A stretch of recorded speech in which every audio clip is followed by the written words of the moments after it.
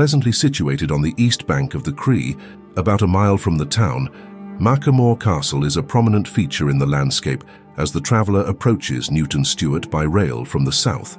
For well-nigh 300 years, the grey old castle of Machermore bravely weathered the storms, and it would have continued to do so unscathed had not modern times necessitated structural changes.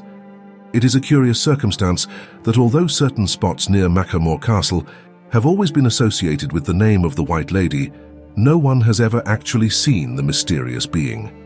And yet, there are few of the older residents in the parish of Minigaff who have not heard their grandfathers speak of her as a reality. Machermore Castle is believed to have been built about the latter end of the 16th century.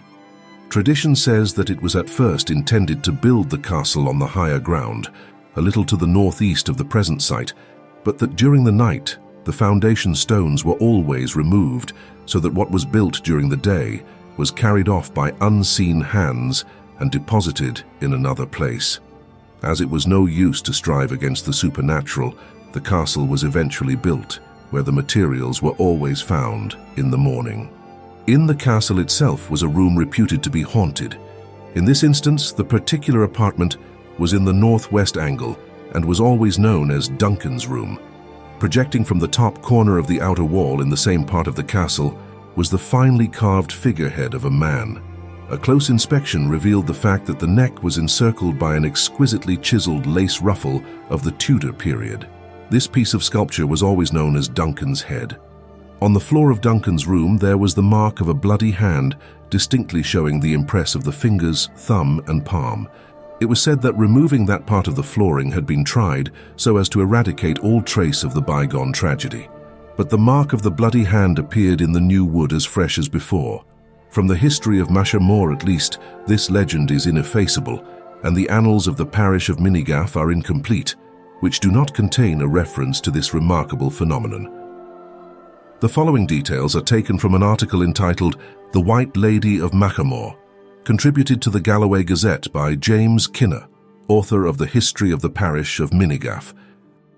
It is a good many years since the incident I am about to relate took place, but the circumstances are as fresh in my memory as if it had happened but yesternight, nor am I ever likely to forget my first and only visit from the White Lady.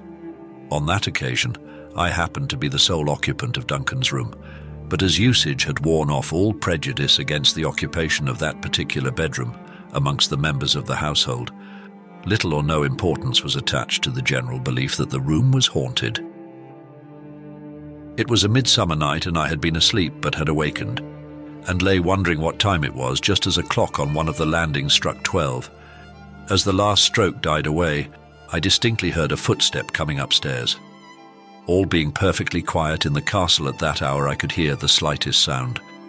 Nearer and nearer to the door of my room came the midnight visitant until it seemed to enter, but although the room was flooded with moonlight, I saw no one come in.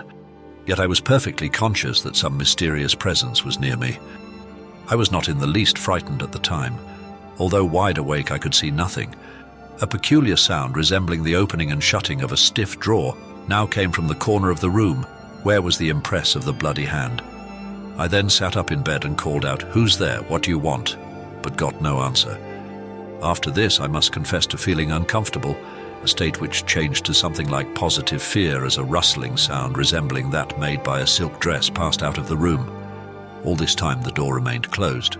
Nothing, therefore, possessing a material body could either have entered or left the room without its entrance or exit being noticed. But although I looked in the direction from which the moving sound proceeded, nothing could be seen. It was with a sense of relief that I listened with bated breath and palpitating heart to the retreating footsteps as they slowly descended the stairs and gradually died away in the distance, and then all was silent again. And here the mystery rests.